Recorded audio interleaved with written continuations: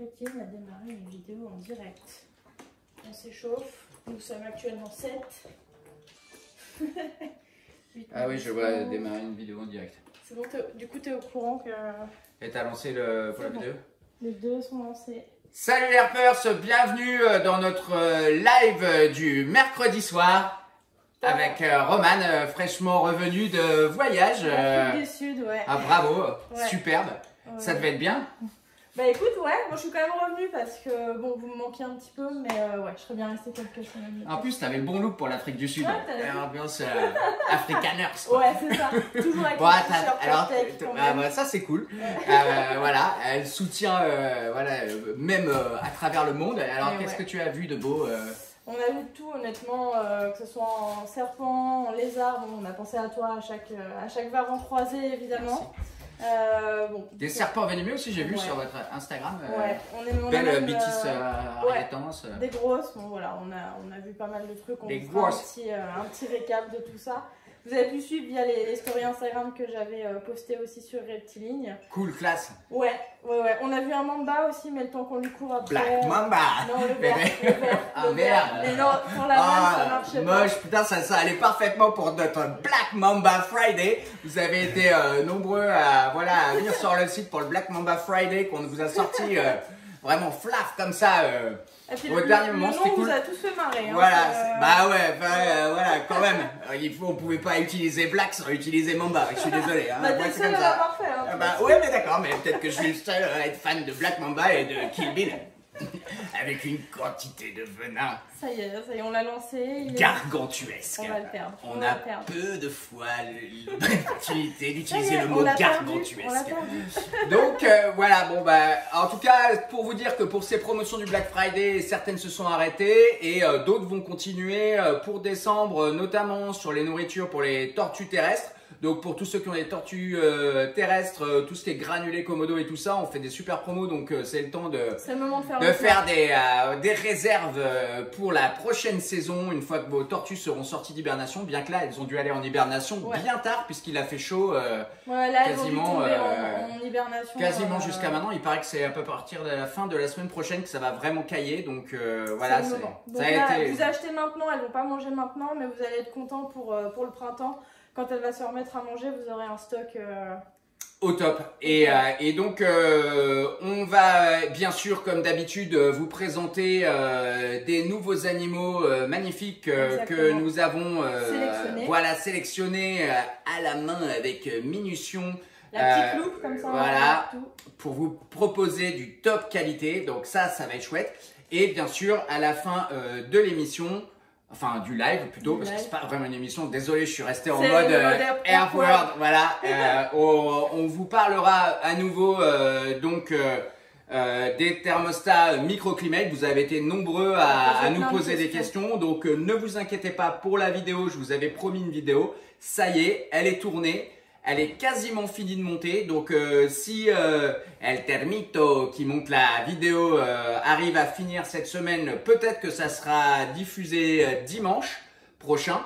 On vous tiendra au courant via les réseaux sociaux ou alors ça sera le dimanche d'après. Ça sera vraiment en fonction de la fin du montage parce que c'était une vidéo vraiment fat. On a essayé de vous couvrir un peu l'étendue de toutes les possibilités de ces thermostats connectés qui sont une véritable révolution.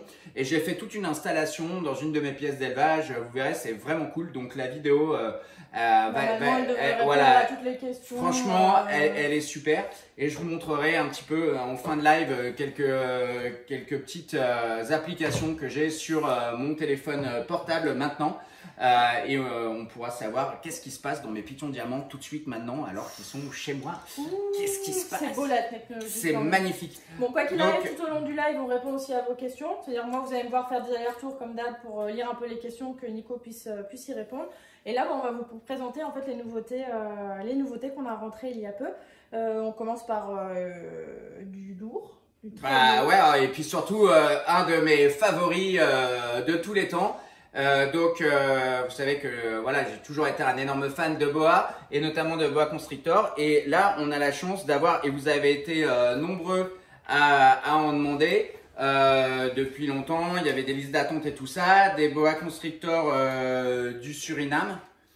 Et donc là, ils sont nés en captivité en France. Ils sont vraiment magnifiques. C'est une lignée qu'on a déjà eue et qui va évoluer. Je la connais bien, donc qui va évoluer hyper bien, avec de magnifiques dessins, de magnifiques contrastes. Alors comme vous le savez, au début, ils sont toujours un petit peu plus, on va dire, gris et un petit peu moins colorés. Mais justement, ça qui est cool, c'est qu'au fur et à mesure de l'évolution, un bébé constrictor, bah, au fur et à mesure qu'il évolue, au lieu de ternir, il va au contraire s'intensifier dans les contrastes et tout ça.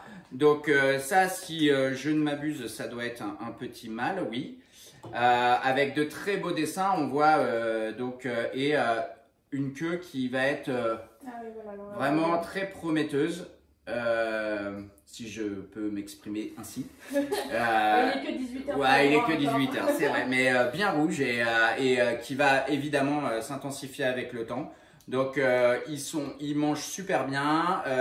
Alors je vous rappelle que c'est très important avec les constrictors, même quand ils sont nés en captivité, tout ce qui est constrictor ou maintenant constrictor. Quand on les démarre au début, la première année, il faut y aller mollo sur la taille des proies. Parce que ça peut régurgiter assez facilement. C'est assez étonnant parce qu'un impérator va être capable de digérer, un bébé impérator, des proies énormes.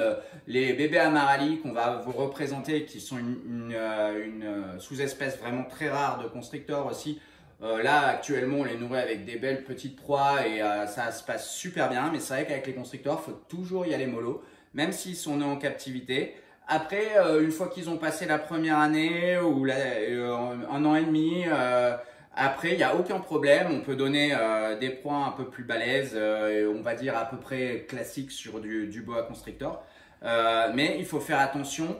Alors, je vais vous montrer plusieurs spécimens. Donc là, on avait un très joli petit mâle. Alors ça qui est génial aussi avec les constrictors, c'est qu'en fait, il y en a pour tous les goûts parce que il y en a avec des dessins fins, il y en a avec des dessins épais, il y en a avec plus de taches, moins de taches. En fait, il y a vraiment tout ce qu'il faut, des ocelles en forme de chauve-souris ou pas. Il y a vraiment plein de choses. Et donc là, c'est qui? C'est une femelle? Une femelle. Qui est magnifique, elle est un petit peu plus grosse celle-ci. Vous voyez, on va faire regardez les gros plans sur la tête, regardez la... Alors, il y en avait quelques-uns qui étaient en mue, je pense que celle-là n'a pas encore mué. Mais ils sont vraiment magnifiques. Regardez cette tête incroyable avec ces petits sourcils typiques du constrictor.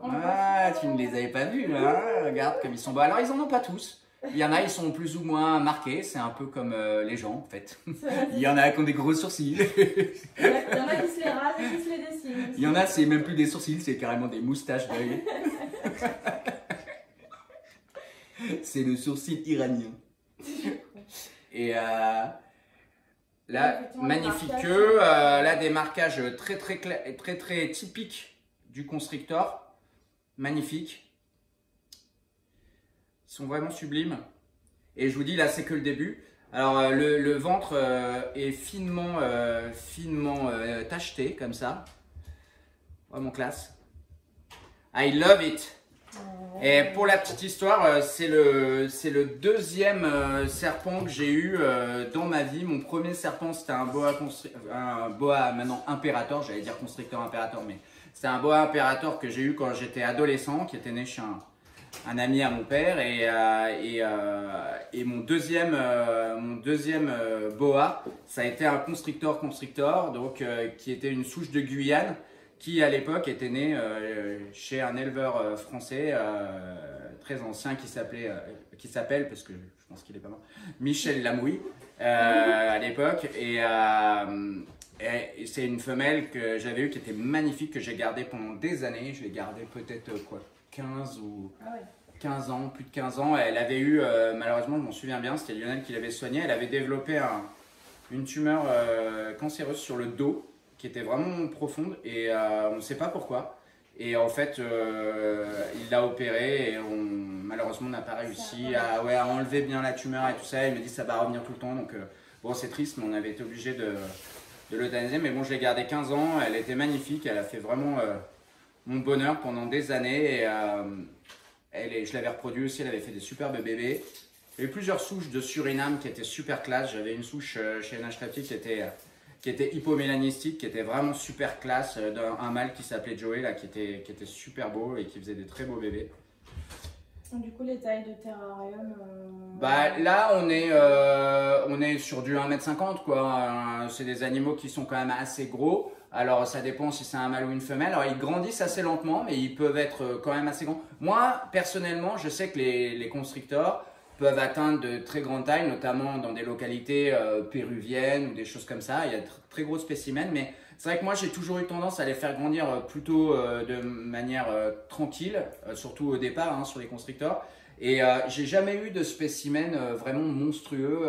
Je pense que tous mes adultes faisaient aux alentours de 2 m 20, 2 m 50 maximum, ce qui est déjà vraiment correct pour un Suriname. J'avais des mâles de 2 mètres, voilà, mais j'ai jamais eu vraiment des énormes animaux. En plus, je les nourris, une fois adulte, je les nourris qu'avec des gros rats maximum. Je donne jamais de lapin ou de choses comme ça. Je sais qu'il y en a qui le font et ça fonctionne. Moi, je trouve que ça leur donne trop d'embonpoint. De toute façon, les gens se nourrissent. Voilà, en général, on a plutôt tendance à surnourrir et c'est vrai que c'est des animaux, les boa constrictors qui sont thermoconformistes, hein, c'est-à-dire que c'est pas des thermorégulateurs, ils vivent dans des endroits avec des températures plutôt, on va dire, toujours un petit peu les mêmes et surtout assez, pas forcément très chaudes, puisqu'ils vivent souvent au sol, surtout quand ils sont adultes, par exemple.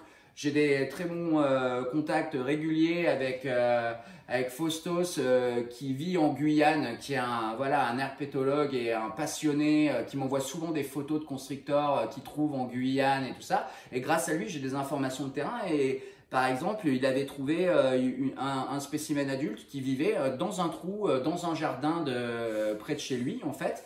Et vraiment dans un terrier en fait. Donc souvent ils peuvent et y rester comme ça pendant plusieurs semaines. Donc c'est des animaux qui ont un métabolisme lent. Et d'ailleurs pour la petite histoire par rapport donc ça c'est la localité du Suriname. Donc le Suriname c'est la Guyane hollandaise, hein, c'est une partie de la Guyane qui n'est pas de la Guyane française. Et en fait souvent les gens disent à l'époque sur internet, tous les spécialistes entre guillemets du boa constrictor disaient que les localités Suriname et les localités de la Guyane française étaient différents, ils n'étaient pas pareils. Bon, pour parler souvent avec Faustos qui vit là-bas, et voilà, en fait il n'y a pas vraiment de différence parce qu'en fait c'est une barrière qui est politique, hein, géopolitique entre la Guyane et le Suriname. Et il n'y a pas de véritable barrière, on va dire naturelle, comme une énorme montagne et tout ça. Il y a des fleuves, tout, mais les boas nagent très bien, donc ça passe. Et en fait, il n'y a pas de réel, on peut pas, si on nous montre une photo, on ne peut pas faire la différence entre un Guyana et un Guyane et un du Suriname, quoi, ni même un Guyana. Donc voilà, c'était la petite histoire pour les puristes du constrictor. Mais en tout cas, ils sont tous différents en fait, mais il n'y a pas de différence notable entre les en fait, déjà, le problème pour les identifier, c'est que déjà, au sein d'une même portée, vous allez le voir, on va montrer plusieurs spécimens, en fait, ils peuvent être très différents, avec des taches plus grosses, plus fines, des contrastes, etc. Mais aussi, d'un spécimen, d'une souche à l'autre, ils peuvent avoir plus de roses, plus, voilà. Alors, on sait qu'il y a des localités, mais souvent en captivité, c'est très sélectionné. Donc en fait, ça ne représente pas forcément la diversité qu'il peut y avoir dans la nature. Puisque en captivité, évidemment, en tant qu'éleveur, on choisit toujours les plus beaux spécimens pour les reproduire, etc. Mais en tout cas, c'est ça qui est génial aussi avec les boa constrictors, c'est qu'on peut avoir vraiment toutes sortes de teintes et de comment change de spécimen. Voilà, et on peut vraiment voir la différence si on met les deux côte à côte, par exemple.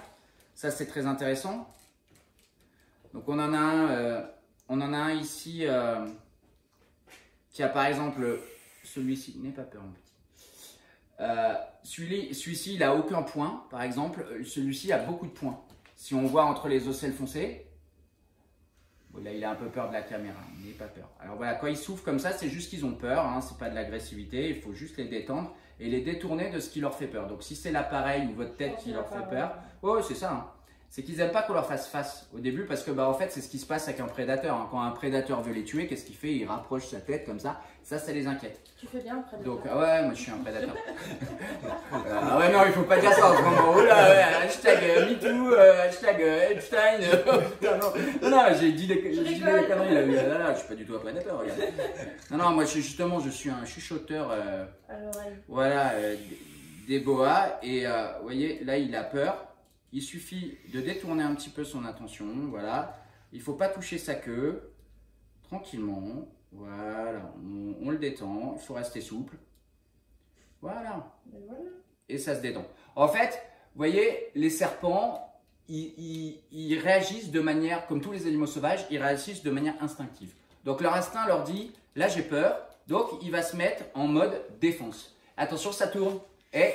Roman, il faut resserrer un peu le truc, ça doit être peut-être à côté, la molette rouge. Donc en fait, qu'est-ce qui se passe? En gros, ils réagissent de manière instinctive et du coup, ils vont passer dans un mode défense. Et en fait, là, quand ils sont dans un mode comme ça, ils peuvent tout à fait avoir des réactions complètement instinctives. Et l'idée, c'est de les faire réfléchir, c'est de le sortir de ce mode défense en le détournant de ce qui lui fait peur et en essayant de le pousser à se diriger. Vous voyez, là, il commence à se calmer parce qu'il va commencer à sortir sa langue tranquillement et à se balader dans mes mains. Donc là, déjà, hop, il sort du mode défense et il devient beaucoup plus cool. Il sent ma main, je lui laisse le temps de réfléchir, de regarder ce qui se passe et de se rendre compte au final qu'il n'y a pas de danger. Voilà, c'est comme si on vous réveillait en pleine nuit, vous allez être en mode instinctif et vous allez réagir d'une certaine manière. Eux, c'est pareil quand on va les chercher, voilà. Alors que par exemple, son pote, lui, il n'était pas en mode, il n'a pas eu peur, donc il n'était pas en mode défense dès le départ et il s'est calé sur mon bras tranquillos. Voilà. Le dompteur de boa. Oui. Mais ça marche avec tous les serpents, en fait. Voilà, c'est une approche qu'il faut avoir. Il faut juste comprendre, les serpents, ils ne sont pas méchants ou gentils ou machin, ça n'existe pas. C'est des animaux qui sont des proies dans la nature. Hein. Des bébés comme ça, ils se font manger à la pelle dans la nature. Donc, en fait, lui, il a tout son ADN instinctif, tout son instinct qui ressort et qui lui dit attention, oh là, ça craint, il y a un gros truc qui s'approche. Attention, là, je sens qu'on me touche. Attention, je vois qu'on me regarde, etc. Donc en fait, ils réagissent en mode instinctif, tout comme quand ils font un réflexe de prédation. Hein, il y a la porte qui s'ouvre, ils pensent que c'est de la bouffe, boum. Ça, c'est non réfléchi, c'est instinctif. Et après, ce qu'il faut, c'est les serpents peuvent réfléchir, c'est simplement leur laisser le temps de réfléchir, de se calmer et en fait, de détourner leur attention. Et dès qu'ils sortent de leur mode, après, vous voyez, tout est bon. Voilà. Maintenant, je peux rapprocher ma main et tout. Alors que si j'étais resté en mode craintif, en mode voilà, je ne l'avais pas détendu, il serait devenu de plus en plus tendu, il serait resté dans son mode de défense et ça aurait été un boa qui aurait été sur la défensive tout le temps. C'est ça. Voilà. Non, mais là, il fait une belle démonstration. Voilà, et ça, c'est valable avec n'importe quel serpent. Donc, on les a mis en ligne sur le site. On a mis chaque spécimen, du coup, voilà. pour que vous puissiez choisir. Exactement, et maintenant on vous met des petites vidéos plutôt que de vous faire 50 photos, on vous met des petites vidéos individuelles, contractuelles de chaque animal, comme ça vous pouvez les voir un petit peu tout le corps, la tête, etc. On vous les montre sur toutes les coutures et ça vous permet de choisir. Surtout d'autant plus que là il y a vraiment une différence entre chaque. Donc là c'est vrai que ça vaut le coup, c'est vrai que quand c'est un serpent où ils sont tous pareils, ça vaut pas le coup. Mais là vraiment ils ont tous leur particularité. Voilà, magnifique. Donc j'ai bien. Est-ce qu'on leur montrerait pas les derniers Amarali qu'on a? Ouais, carrément, avec plaisir. Vous voulez voir des Amarali? Parce que en fait, c'est pas tous les jours. Hein. Ouais. Là, ce qu'on vous montre, hein, alors c'est pas des animaux, c'est vrai, ultra rares, mais c'est des animaux qu'on voit pas fréquemment en captivité. Et les Amarali, par contre, ça c'est rare. Et je suis vraiment content d'en avoir parce que c'est vraiment des souches qu'il faut préserver en captivité, hein, comme je vous l'avais expliqué dans le dernier live. C'est pas des animaux qui ont été exportés en grand nombre et donc il n'y a pas beaucoup de souches présentes en captivité, donc il faut vraiment les préserver, les reproduire, etc. Regardez cette beauté, magnifique. Alors on reconnaît un petit peu quelques caractéristiques du constrictor avec cette tête bien fine et cette petite pointe, mais par contre chez les Amarali, vous voyez des ocelles vraiment très en forme de Batman. Hein, ça, c'est le grand classique chez les Amaryllis. Alors celui-là est peut-être en mu. Ah oui, il est même complètement en mu. Ouais, non, il l'est. Et la grosse différence, c'est la queue. Vous voyez, le rouge, normalement, sur un constrictor, vous l'avez vu hein, sur la vidéo, ça remonte jusque là, par exemple, hein, quasiment un tiers du serpent. Et là, ça s'arrête tout de suite. Bim. Voilà, très court. Donc, magnifique sous-espèce. Alors, on va essayer de peut-être en trouver un qui ne soit pas en mu, vu que... Tiens, je te redonne celui-ci. Donc pareil, ils sont en vidéo sur le site si vous voulez les voir un par un plus en détail. Et ça permet comme ça de pouvoir faire son choix. Et bien sûr, si vous souhaitez les voir en vrai, il y a toujours possibilité de venir sur rendez-vous dans notre showroom où on vous accueille pour le click and collect. Hein. Je vous rappelle d'ailleurs que nous accueillons toujours du public. Même si nous n'avons plus notre boutique, nous accueillons toujours du public de 14 h à 18 h tous les jours pour récupérer votre click and collect. Et le samedi de 10 h à 12 h 30 et de 14 h à 18 h 30 pour récupérer votre click and collect ou pour venir sur rendez-vous voir des animaux. Ah voilà, celui-là on voit qu'il a fait sa mue. Ça y est. Magnifique. Alors là on a beaucoup plus de contraste. Ça vous donne l'opportunité de voir la différence. Vous voyez, un gris beaucoup plus clair, du rose sur les côtés, dans les médaillons là, voilà, et une magnifique couleur. Alors comme vous voyez, ils sont bien grassouillés, ils vont super bien, ils mangent super bien. Ils sont vraiment très jolis. C'est vrai qu'après qu'on les ait présentés la première fois, on a quelques-uns qui sont bien, qui sont partis. Et là, voilà, c'est vraiment les derniers qui nous restent. Et en fait, ils ont bien évolué depuis. Hein, ils ont eu plusieurs repas et ils ont déjà évolué en couleur. Et c'est ça qui est cool avec ce genre de boa, c'est que plus ça grossit, plus c'est chouette. Voilà, et c'est une souche. Enfin, ce sont des souches qui sont, je le répète, compliquées à trouver. Celui-là, il a une tache aberrante assez sympa ici.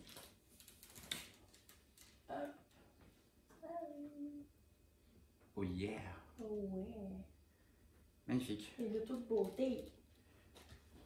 Parfait! Voilà, amis de YouTube. Allez, je me rapproche pour vous faire un petit close-up YouTubien.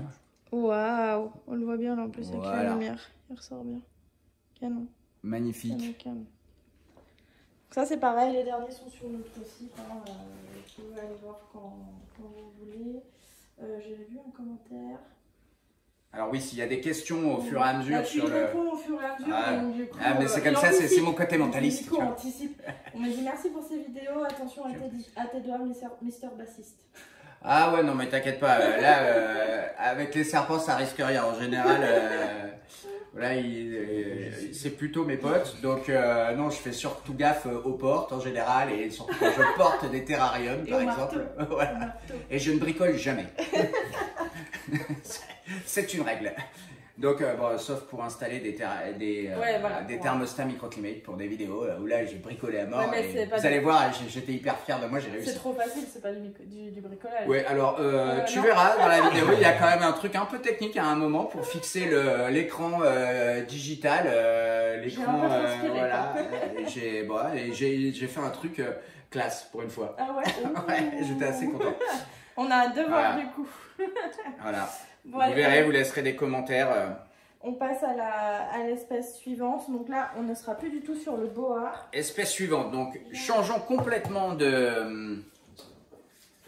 Enfin, complètement. On reste dans les serpents, mais... Ouais. Et on change complètement de continent, oui, ça c'est sûr. Ouais, là, on fait un long voyage. On part de l'autre côté de la planète. Et on va vous emmener en Australie, un pays que évidemment on aime tous en tant que passionnés d'animaux et de reptiles, puisque l'Australie a une herpétofaune, on va dire plus que riche et endémique, donc on ne trouve que sur cette île continent gigantesque. Et donc là, voilà. Ah ouais non, et en fait il faudrait, parce que lui il n'a pas encore mué, il faudrait peut-être que tu en prennes d'autres. D'autres? Mais je garde peut-être... Ouais, attends. Ah ouais, vas-y, prends-en d'autres. qui sont un peu plus... Ça revient, ne vous inquiétez pas, c'était juste que en fait, ceux-là n'avaient pas encore mué. Et du coup, vaut mieux que vous les voyez hors mue.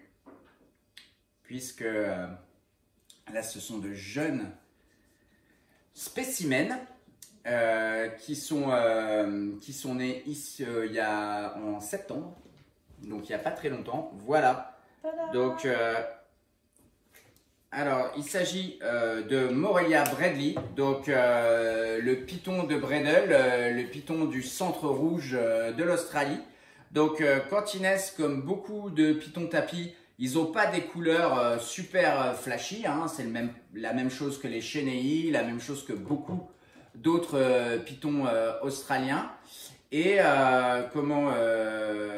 les Bradley, quand ils grandissent, ils deviennent de plus en plus rouges, avec une espèce de couleur orange terracotta. D'ailleurs, j'en profite, puisqu'on parle de pythons australiens, pour faire un gros big up à notre ami Justin Julander et Nick Mutton qui ont sorti The More Complete Carpet Python. Donc, ils avaient déjà sorti il y a quelques années The Complete Carpet Python, un livre vraiment super sur tous les pythons de tapis. Et là, ils ont sorti la nouvelle édition qui est carrément monstrueuse. Je voyais le pavé. C'est excellent. Il y a beaucoup de documentation. Il y a beaucoup de photos sur le terrain en Australie, de spécimens avec des localités exactes. Et il y a aussi tout un chapitre sur des analyses ADN de spécimens. Donc je vais, alors j'avais pas mis de marque-page, mais je vais vite fait vous trouver une photo de Bradley rapidement pour vous montrer à quoi ça ressemble une fois que ça grandit. Donc les bébés ils naissent, ils sont très foncés comme ça. Donc ceux-là ils sont nés en septembre, donc c'est normal qu'ils soient encore assez foncés. Vous allez voir, ça va s'éclaircir au fur et à mesure. Donc vous voyez là par exemple, on voit un jeune qui commence à tourner ici sur cette page juste là. Voilà, et je vais vous trouver une autre photo. Nos amis. Voilà, et trouvons une autre photo peut-être dans le truc. Dire qu'il est costaud. Hein, ah, il est énorme. Il est franchement, ils ont fait tout un truc sur plein de localités et tout ça. Évidemment aussi sur des pythons australiens vraiment rares comme les Oempeliensis quoi. Est-ce que tu peux le proposer à la vente celui-ci Oui, les Bradley, ils sont déjà. Le livre. Ah, le livre, non, malheureusement, là actuellement les livres c'est compliqué. Mais vous pouvez le trouver sur internet, contacter directement les auteurs. Alors, par exemple, avant c'était Morelia Oempeliensis et maintenant donc ça a changé de nom de genre, c'est Nyctophilopython Oempeliensis. Nyctophilopython. Celui-là il est dur à retenir. Moi je continuerai à les appeler Morelia Oempeliensis.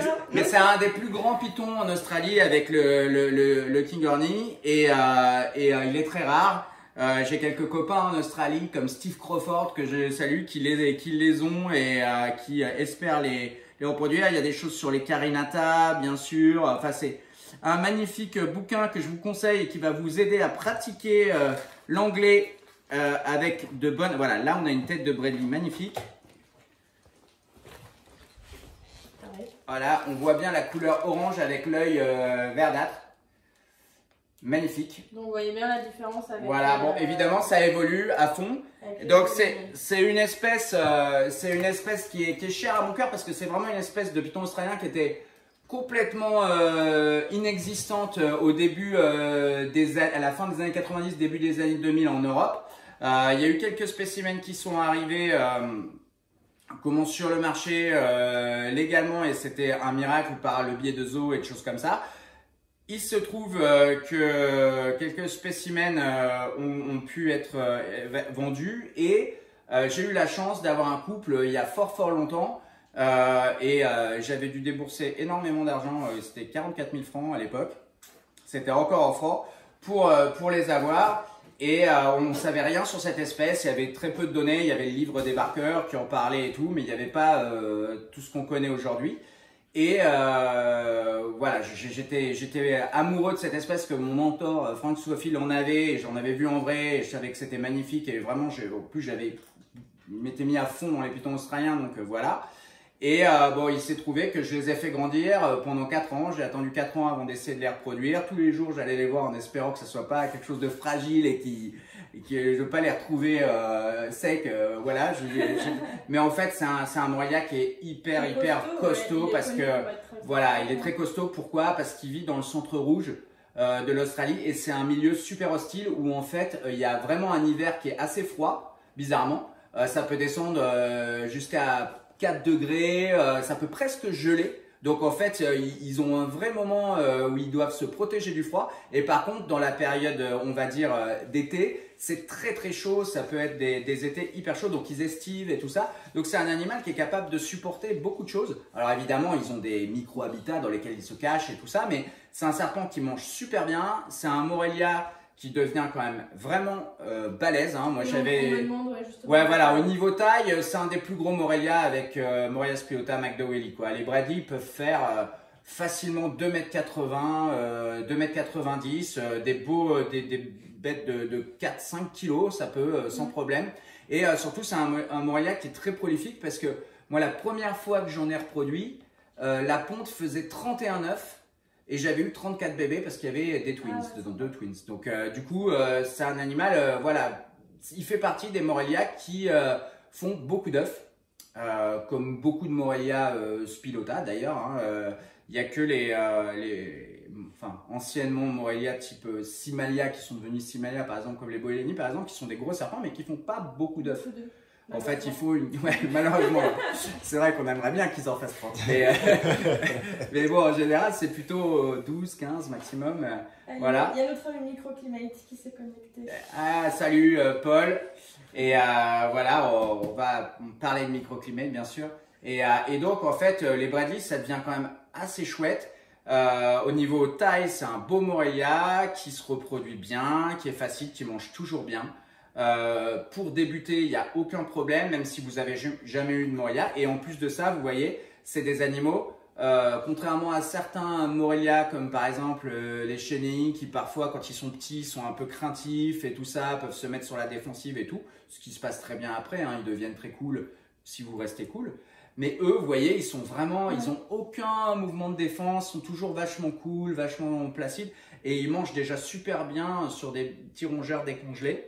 Ça mange assez gros, les bébés Morelia. Faut pas hésiter à donner des proies un peu grosses, parce qu'il faut bien les faire partir les 2 premières années. Hein. C'est important qu'ils aient un bon départ, un bon start, parce que ça va conditionner un peu leur taille adulte et tout ça. Hein. Ça, c'est des études qui ont été faites vraiment sérieusement par notamment le docteur Richard Shine en Australie, justement. C'est vraiment du Morelia qui est super à la fois pour des gens qui aimeraient se lancer dans le Morelia ou pour des gens évidemment qui sont... Pour toi, c'est un serpent, on peut débuter avec... sans problème. Vraiment, là, je vous donne mon feu vert, plus que vert, super green, like this. Le Microclimate Green. Microclimate Green. Et donc, vous pouvez y aller. C'est un super serpent. En plus, vous allez voir tout le changement ontogénique parce que, en fait, là, ils sont tout foncés. Quand ils naissent, ils sont quasiment noirs. C'est assez hallucinant. Et après, au fur et à mesure des mues, ils deviennent de plus en plus orangés comme ça. Et puis, les couleurs prennent. Alors là, effectivement, actuellement, ils ne sont pas super excitants. Mais vous allez voir, c'est ça qui est génial. Au fur et à mesure des mues, à partir de 1 an et demi, ça devient magnifique. Donc, voilà, vous avez déjà... plusieurs spécimens qui sont en ligne avec des petites vidéos comme ça pour les voir. Donc n'hésitez pas. Ouais. De voir le changement, ouais, vous verrez. Et puis franchement, les gars, aujourd'hui vous vous rendez pas compte parce que voilà, il y a Internet, il y a les vidéos, il y a plein d'animaux nés en captivité. Mais moi, je peux vous dire que moi et d'autres gars, la première fois qu'on a vu ce serpent en vrai, c'est-à-dire en chair et en os, on a versé notre larme, quoi. Parce que c'était vraiment de l'ordre de rencontrer un martien, quoi. C'est comme si tu rencontrais E.T., quoi. Tu vois, t'étais là, oh, ils existent vraiment. Vous m'avez pas menti. Et voilà, quoi. Et avant, c'était, voilà. Maintenant, c'est vrai que c'est devenu beaucoup plus commun parce que en plus ça se reproduit très bien et tout ça et voilà donc aujourd'hui il y a des éleveurs qui sont bien focus sur voilà et puis parce que voilà c'est une espèce aussi qui fait pas mal d'œufs et tout et puis c'est super que voilà on ait gardé les souches et vraiment et il existe aussi des souches hypomélanistiques. Alors là bon là on est sur des animaux maintenant qui valent 199 € donc qui sont très abordables en prix. Les souches hypomélanistiques valent 1000 € et plus mais elles sont vraiment hyper top. Donc hypomélanistiques a beaucoup moins de noir, donc c'est des souches qui ont été développées par Nick Mutton, justement un des auteurs de ce bouquin. Voilà, on en a eu à un moment, ils sont vraiment super beaux.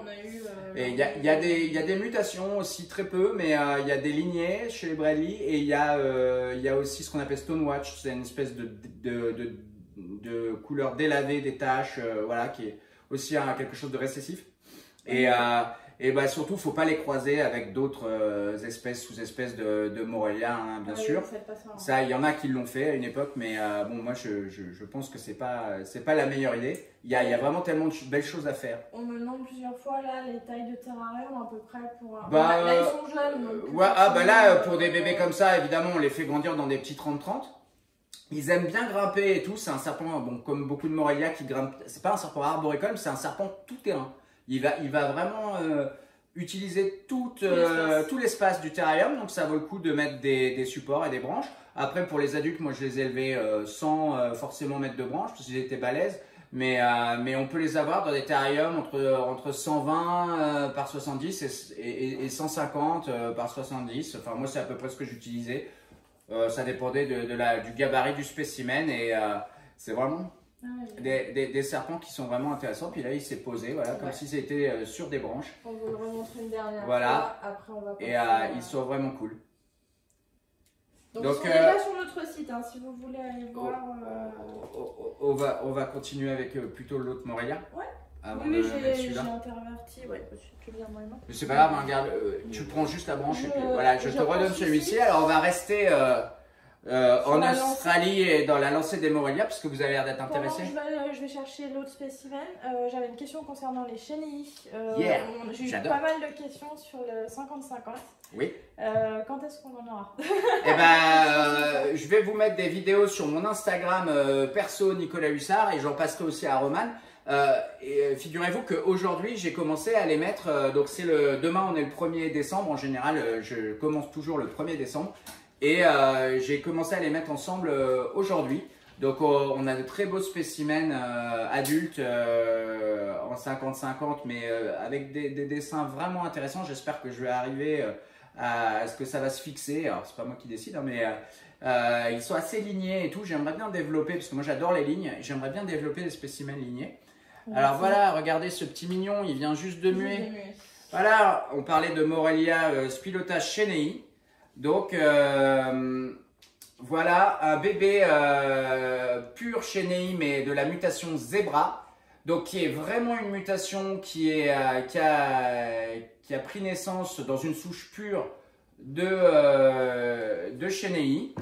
Alors vous voyez ce petit mignon, il vient juste de faire une mue, là il mange très bien, il mange comme des furieux. Alors vous voyez, des fois ils ont tendance à un petit peu se défendre au départ. Alors je vais vous montrer comment le prendre gentiment. Concernant voilà, je prends contact sur le côté. Est-ce que tu auras des Bradley à âme Oui, je vais en emmener, ouais.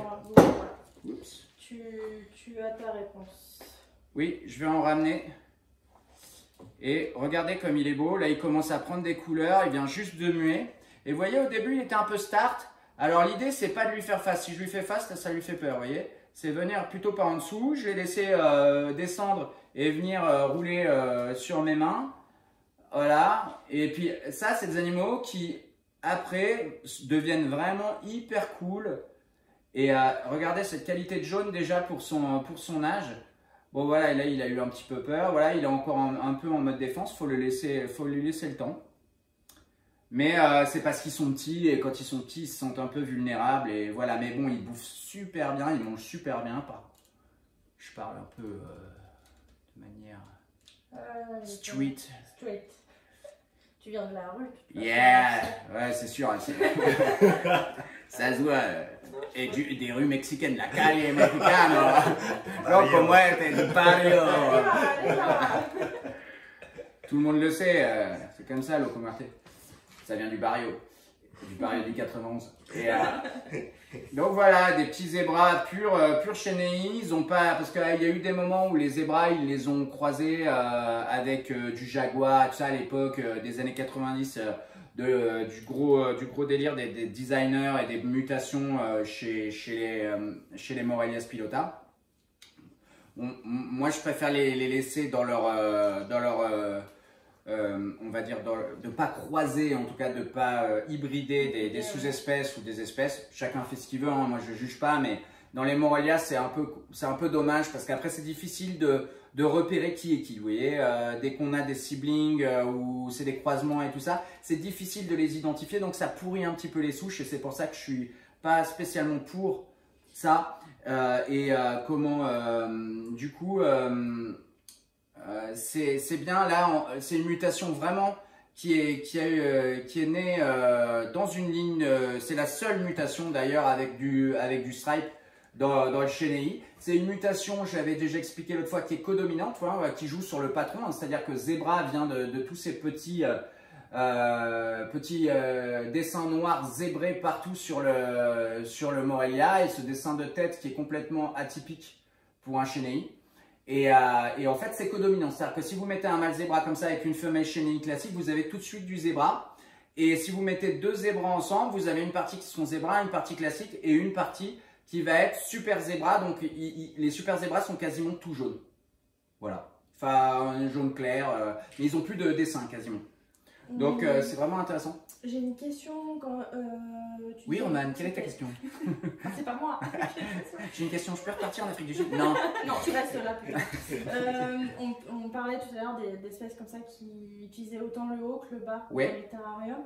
Du coup, qu'est-ce que tu préconises comme chauffage étant donné qu'ils utilisent les deux, plusieurs alors, ce qui est intéressant, pour définir le chauffage, il y a plusieurs choses à prendre en compte. Déjà, il y a les mœurs de l'animal. Est-ce que c'est un thermorégulateur ou un thermoconformiste? Est-ce qu'il est capable d'aller chercher de la chaleur ou est-ce que pas? Par exemple, je vous disais que les boas sont thermoconformistes. Les boas vont pas avoir trop l'idée d'aller chercher de la chaleur. Ils le font, mais pas aussi facilement qu'un animal purement thermoconformiste comme un python diamant, par exemple, qui lui, dès qu'il voit… Ah, mais arrête! Dès qu'il voit la lumière, pour lui, égale chaleur. Donc, il va tout de suite aller sous la lampe chauffante facilement. Un boa, ce n'est pas forcément le cas. Alors que… donc, il y a déjà ça à prendre en compte. Ensuite, il y a aussi la température de la pièce. C'est ça aussi qui est compliqué à gérer en terrariophilie. C'est sûr que dans des pièces d'élevage, c'est plus simple.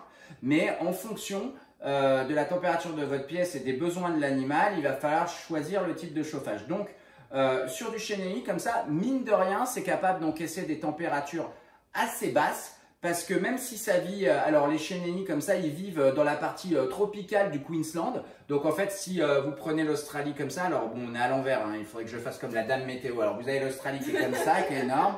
Et en fait, c'est la partie, on va dire, si vous êtes face à l'Australie, c'est la partie droite. Donc c'est tout le long de la côte comme ça. Et les chénéis, c'est juste en haut du Queensland comme ça, un peu jusqu'à la côte. Donc c'est des forêts tropicales et jusqu'à plus des espaces côtiers et tout ça.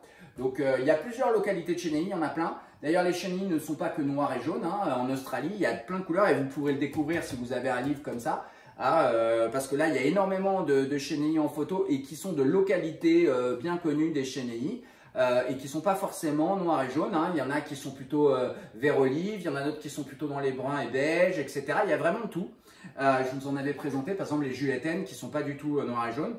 Et donc, ces animaux, ils peuvent encaisser des températures quand même assez fraîches parce que j'ai un collègue australien qui les descend vraiment quasi à 10 degrés pendant l'hiver. Alors bien sûr avec des points chauds et tout ça. Donc, ils sont capables de digérer à des températures basses à partir du moment où ils ont un point chaud pour se réchauffer.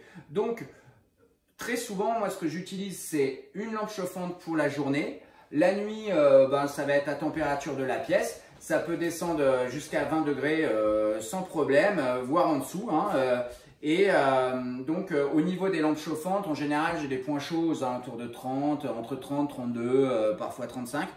Vous pouvez jouer avec la hauteur des branches, etc. C'est pour ça qu'en général, j'utilise plutôt du chauffage radiant. Mais ça peut marcher aussi avec un tapis chauffant. Alors je vous rappelle qu'un tapis chauffant par contre, c'est vraiment un chauffage de contact, c'est-à-dire qu'en fait ça va chauffer une surface sur laquelle l'animal vient se chauffer par conduction. Ça ne chauffe pas forcément l'air de votre terrarium. Donc en fait si vous avez un air très frais, un tapis chauffant va créer un point chaud, mais il ne pourra pas chauffer l'air. On ne peut pas chauffer un terrarium avec un tapis chauffant si la pièce n'est pas chaude. Ça n'existe pas. En fait un tapis chauffant peut faire un appoint dans une pièce d'élevage par exemple qui serait à 25 la journée. Donc c'est vrai qu'à l'ancienne on chauffait que par le dessous comme ça en disant bah, je mets un gros cap chauffant, je mets un gros tapis chauffant, mais sauf qu'en fait on faisait des sols surchauffés. Ouais, c'est à force de traîner avec des Suisses, putain, qu'est-ce qui m'arrive, je suis à l'accent suisse. Tu passes un peu plus loin que moi, j'ai l'impression que tu me contamines. Putain, bientôt je vais avoir une longue chevelure blonde qui va pousser comme ça. Ça t'ira tellement bien. Ouais, bah oui, je sais, ouais. J'ai toujours rêvé d'être blonde. Et donc, en fait, c'est pour ça que c'est toujours bien de s'aider d'un chauffage radiant, donc que ce soit une lampe chauffante. En plus, c'est vrai que ça fait de la lumière aussi. Et pour les thermorégulateurs comme les Morelia Spilota, par exemple les Simalia boeleni, par exemple, sont très sensibles à la lumière. Et les chenilles, en fait, tous les Morelia sont vraiment sensibles à la lumière. Pour eux, ça veut dire chaleur. Donc en fait, vous pouvez utiliser des spots chauffants qui font de la chaleur. Et la nuit, si ça baisse vraiment, c'est pas trop un problème sur ce genre d'animal, d'autant plus que ça va baisser de manière progressive et qu'en plus vous pouvez leur faire des cachettes qui leur permettent d'aller garder cette chaleur. C'est un peu la technique que j'utilise avec les Spilota où j'ai des cachettes qui sont en grès par exemple, donc des pots de fleurs en gros, hein, qui vont leur permettre comme un peu un trou de rocher d'être dans quelque chose d'un peu isolé comme ça pour la nuit. Bon, je pense que j'ai répondu à cette question d'une manière assez complète. Elle est à peu près 1 heure. La personne qui a posé la question, elle dit elle est morte. Ça va, tu dors? Tu t'es endormi? Tu t'es endormi? Non, bah, je pense que tu as répondu. Je regarde un peu les autres questions. Là, j'ai une question concernant le chenille, du coup. Il s'est bien calmé, oui. Ouais. Non, mais une fois en main, on voit que voilà. Il faut éviter de toucher là. Comment prouver que c'est du pur chenille? Comment prouver que c'est du pur chenille? Alors, justement, c'est hyper dur à prouver. C'est carrément improuvable. En fait, il faut bien connaître ces lignées.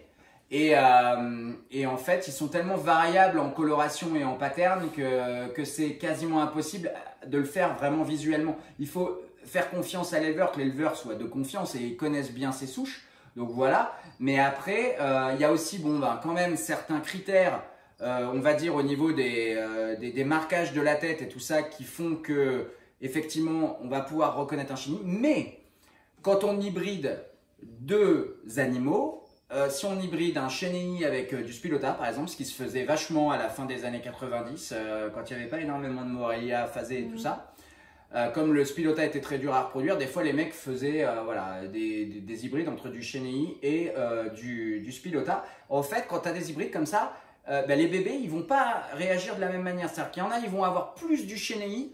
Ils vont avoir des critères plus de chenille, d'autres des critères plus de diamant, d'autres un peu entre les deux. Et c'est vraiment le bordel. Donc c'est pour ça qu'il faut éviter de tout mélanger. Parce qu'après c'est très difficile. Comme ça, moi des fois il y a des gens qui m'envoient des photos par message. Tiens regarde, j'ai un chenille, est-ce qu'il est pur, est-ce que machin.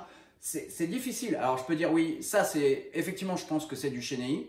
Je peux dire ça effectivement je pense que c'est pas du tout du chenille.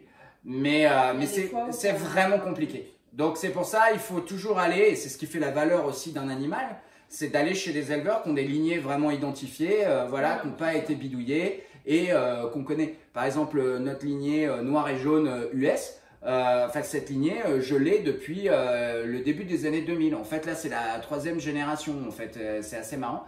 Et à la base, effectivement, c'était vraiment une lignée pure qui venait des US et notamment de chez les Barker.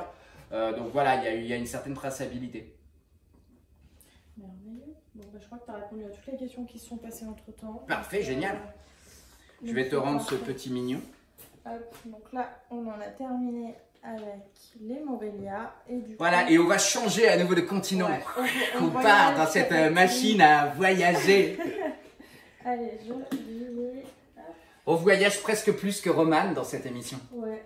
Bah, faut dire que ça coûte et pourtant, c'est difficile. Ça coûte moins cher, là, quand même. Oui, et puis l'empreinte carbone, merde. Hop là. Pense-y, quoi. La planète. C'est ça, voilà.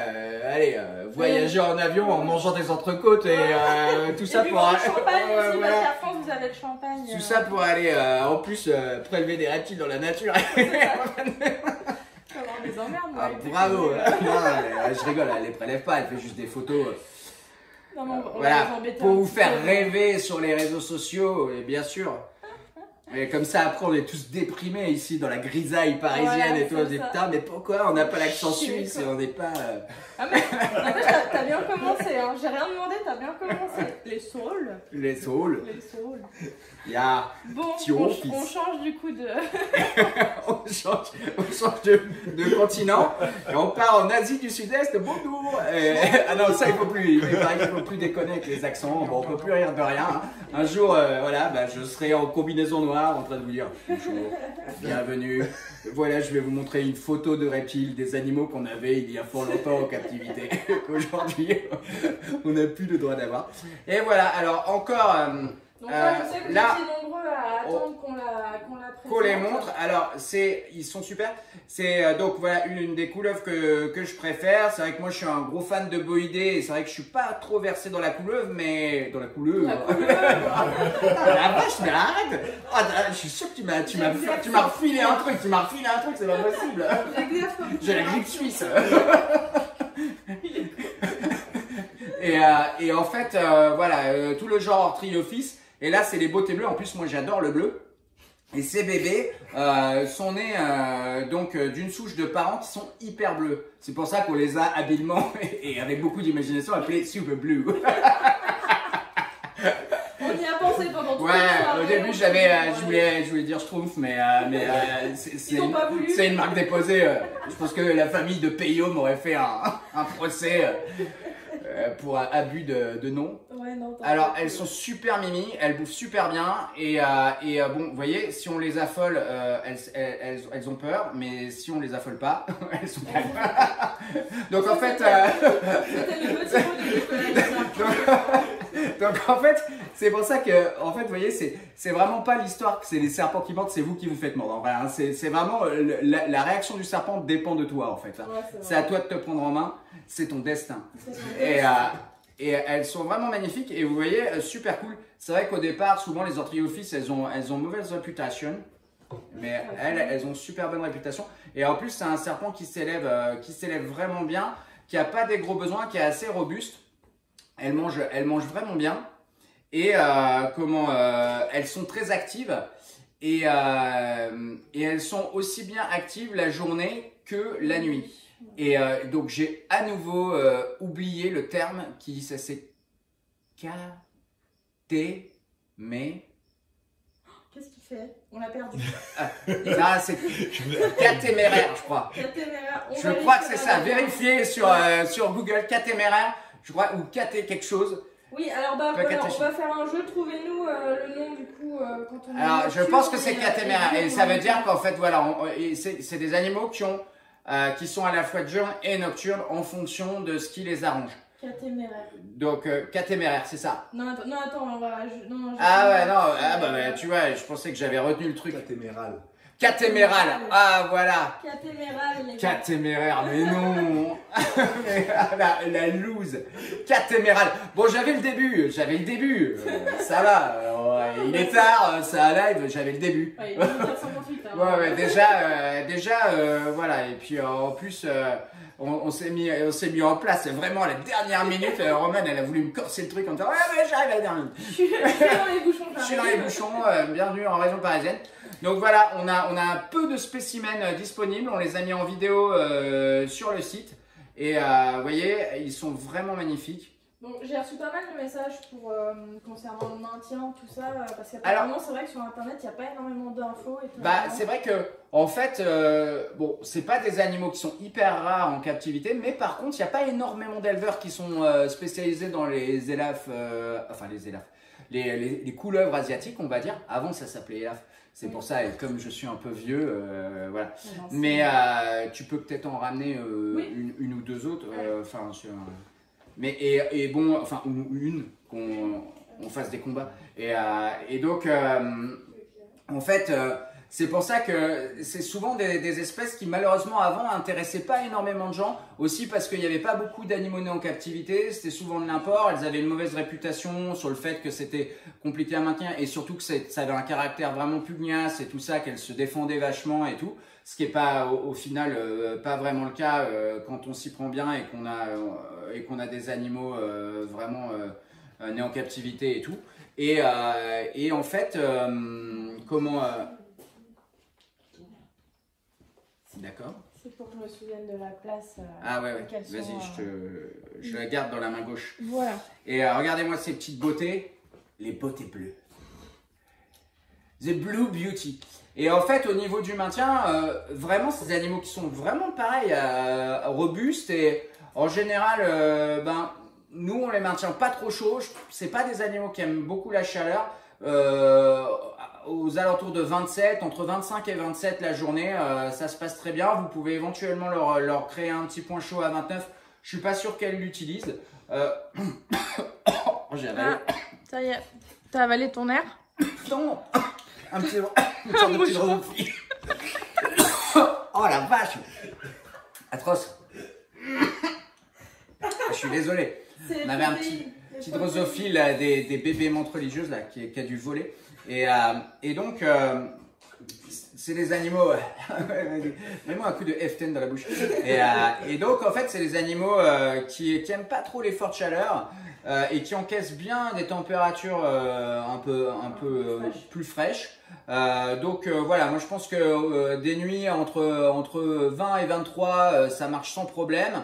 Des journées entre 25 et 27, finalement, c'est cool aussi. Elles digèrent très facilement. C'est des animaux qui sont vraiment très actifs. On peut mettre un bon éclairage type LED Arcadia pour la journée parce qu'un bel ensoleillement, c'est sympa pour la journée. De toute façon, si ça les dérange, elles pourront se cacher. Et vous allez voir, c'est très actif, ça bouge beaucoup. C'est vraiment super intéressant à observer. Bien sûr, là, vous pouvez mettre des branches et de la hauteur et de la place. Ça va l'occuper. Hein. C'est pas comme certains boïdés qui sont assez statiques et plutôt des chasseurs, on va dire, embusqués. Hein. Donc là, on va être plutôt sur du chasseur en maraude. Hein. Donc, c'est-à-dire qu'elles vont vraiment se déplacer pour aller chasser, pour aller trouver toutes sortes de proies, puisque dans la nature, elles mangent énormément de choses différentes. Hein. Et en captivité, elles se nourrissent très facilement de rongeurs. Et c'est des couleuvres qui font une belle taille, hein, puisque une beauté bleue comme ça peut faire 1m80 sans problème. Et vous voyez, elles ont vraiment ce côté très habile, avec des queues hyper préhensiles. Elles sont capables de se tenir très facilement, vous voyez, en équilibre et de descendre comme ça et de sauter et de d'étaler. C'est des animaux très rapides et qui sont très très beaux. Vous voyez cette ligne là, ça c'est vraiment naturel. Pendant une époque, on a reproduit des Ridley aussi. On avait des Ridley à la boutique. Tu en parlais justement, c'est marrant. Il y a Merlin qui dit j'arrive tard, mais il y avait du Ridley exceptionnel il y a 7-8 ans chez Reptiline. Je ne peux que recommander, c'est de la bombe. Ouais, on avait un très beau couple reproducteur on avait de la reproduction quasiment tous les ans. Et c'est pareil, c'est une cousine très proche de la beauté bleue. Couleuvre très intéressante. Avec ses gros marquages noirs derrière les yeux et tout, est vraiment génial. Donc c'est vrai que quitte à avoir des couleuvres, moi je suis beaucoup plus branché couleuvres asiatiques. Oui, parce que déjà elles deviennent plus grosses et c'est vrai que c'est sympa les gros bon, j'aime bien aussi les petits serpents, mais les gros serpents c'est vraiment sympa. Et puis ça fait de la grosse couleuvre. Certaines taïnuras peuvent manger des rats adultes, hein, donc celles-là elles sont pas énormes, hein, dans les 1m80, voilà. Il y a un abonné qui dit qu'elles ont de superbes couleurs pour leur âge. Ah oui, carrément. Non, mais c'est pour ça que je vous dis que franchement, là, elles sont déjà vachement bleutées, hein, pour les spécialistes, vachement bleutées pour leur âge. Donc, je peux vous dire qu'une fois adultes, les parents sont absolument magnifiques. Et une fois adultes, elles vont dépoter sévère, quoi. Donc, c'est pour ça qu'on les a appelées Super Blue. Voilà, magnifique. Donc, on est très content de les avoir parce que c'est pas tout le temps.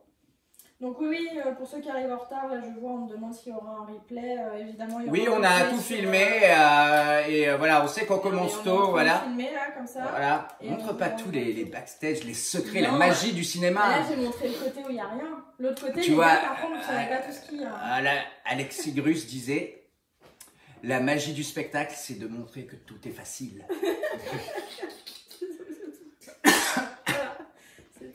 Voilà, c'était le mot, spectacle. J'ai toujours mon moucheron coincé dans la gorge. Il y en a un qui dit que c'est un moucheron violent du Vietnam. Ouais, voilà, c'était c'était un kamikaze moucheron japonais complètement suicidaire qui s'est jeté dans ma gorge. Donc voilà, si vous aimez les couleuvres asiatiques et si vous voulez avoir une belle souche de beauté bleue, vraiment très bleue pour le coup, voilà, n'hésitez pas, il n'y a pas beaucoup de spécimens. Ils sont sur notre site. Ils sont sur notre site avec des mini vidéos contractuelles, voilà, vous pouvez les voir. Et donc Romane, tu vas pouvoir les remettre dans le... On a fait le tour, on est bientôt à la fin de... Alors, hop, dans le bon sens. Voilà, dans le bon sens. Oui, donc du coup là au niveau des animaux pour cette session-là, on a fait le tour, on a fait un focus serpent. Et on aura pour le mois prochain d'autres nouveaux animaux à vous montrer. Mais en tout cas, n'hésitez pas à aller faire un tour sur notre site. Venez prendre rendez-vous si vous voulez les voir en vrai. Il n'y a aucun problème. Questions, nous, on est là sur les réseaux aussi. Voilà, Romane et moi-même sommes là pour vous répondre. Et merci à tous de tous vos commentaires super cool, que ce soit sur YouTube ou que ce soit on a du monde sur le live. Voilà, c'est super. Ouais. Merci beaucoup. Vous êtes de plus en plus nombreux. C'est vrai que ça fait pas longtemps qu'on a repris. C'est la troisième session. Le troisième live qu'on se fait avec vous. Et avant, on n'était jamais sur Instagram, donc on devient plus James. Et ouais, voilà, ouais. Je rajeunis avec les années. Et donc je vais terminer avant de se laisser. Je vais vous reparler un petit peu de microclimat. Donc, comme je l'ai dit, pour ceux qui ne sont pas arrivés au début, ça y est, la vidéo est faite, la vidéo est tournée, elle est en train d'être finie de monter, on a quasiment fini. Donc, si tout se passe bien, on l'aura peut-être soit dimanche là, on la mettra en ligne, soit le dimanche d'après. Et donc voilà, moi ça y est, c'est installé. Donc vous voyez, j'ai mon application Evo PAF qui est sur mon téléphone. Et là, ce que vous voyez à l'écran, c'est deux de mes thermostats que j'ai mis en place pour la vidéo, pour mes pitons diamants. Donc, et là, on peut voir qu'en ce moment, dans ma pièce d'élevage, j'ai 22 partout, tous les chauffages se sont éteints, j'ai 22 partout, la température est en train de descendre. Et puis vous voyez, là, je peux voir les graphiques de la journée, je pourrais éventuellement changer mes réglages d'ici. Voilà, je vous explique tout dans la vidéo. C'est vraiment de la balle. L'application, elle est trop géniale. Par exemple, si je veux voir sur mon spot chauffant, aller dans les réglages, vous voyez, je peux voir mes heures de jour, de nuit. Hop, revenir. Voilà, paf. Par exemple, ça, je peux de mon application, voilà, là je sais, j'ai nommé le spot 3. Je peux choisir si c'est du chauffage, j'utilise mon thermostat pour chauffer ou pour refroidir mes terrariums. Si par exemple je voulais mettre un ventilateur ou si c'est en fixe, je pourrais choisir si c'est un type de thermostat en pulse ou en dimming. Là j'ai mis du dimming puisque c'est des spots halogènes. Un mode jour-nuit, je peux calculer le temps de rampe, etc. Plein de fonctions et le tout de mon téléphone, n'importe où dans le monde, je peux voir ce qui se passe dans mes terrariums à partir du moment où je suis connecté. Voilà, là c'est pour la lumière, etc. Je peux tout paramétrer d'ici, l'allumer ou l'éteindre d'ici. Par exemple, voilà, aller dans tous mes paramètres et vraiment, c'est d'une simplicité incroyable. Je vous invite à regarder la vidéo. On a vraiment pris le temps de vous faire quelque chose de pointu avec à la fois comment utiliser les thermostats Evo de microclimate, tous les avantages. Parce que en plus, tout ça, c'est enregistré aussi sur votre ordinateur parce que vous avez une application sur votre téléphone, mais vous avez aussi un tableau de bord sur votre ordinateur, sur un site. Et en fait, vous pouvez avoir tous vos records, toutes vos données enregistrées sur une année complète. Donc pour des gars comme moi qui sont un peu collecteurs d'informations depuis toujours pour améliorer mes techniques d'élevage et puis la reproduction et écrire des articles éventuellement ou faire des vidéos ou vous donner de l'information, c'est absolument génial. Donc je vais mettre ça sur mes Boeleni, sur mes Python Diamant, tout ça. Comme ça je vais pouvoir vraiment savoir qu'en mai à telle date il faisait telle température, en décembre à telle date il faisait telle température, à telle heure, etc. Donc c'est vraiment génial. Et en plus de ça, ils peuvent être réparés à distance. Si vous avez un problème sur le software, en fait, Microclimate peut, via Internet, aller directement sur votre compte, exactement comme Apple avec l'Apple Care peut réparer votre Mac à distance. Bah, en fait, si vous avez un problème sur le software, comme tout est fait en Angleterre, le software, et en fait tout est fait là-bas en Angleterre, ils peuvent regarder ce qui se passe et identifier, on peut changer le fusible soi-même, enfin c'est vraiment super bien fait et c'est un peu une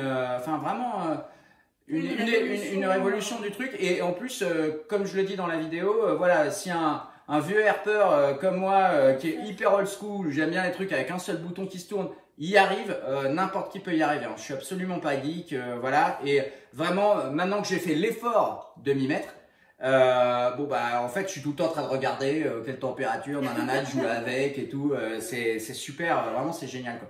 Donc voilà. Et donc pour fêter ça, comme chez Aptiligne, on fait jamais rien à moitié et qu'on est hyper heureux de ce partenariat avec Microclimate et que eux, c'est pareil.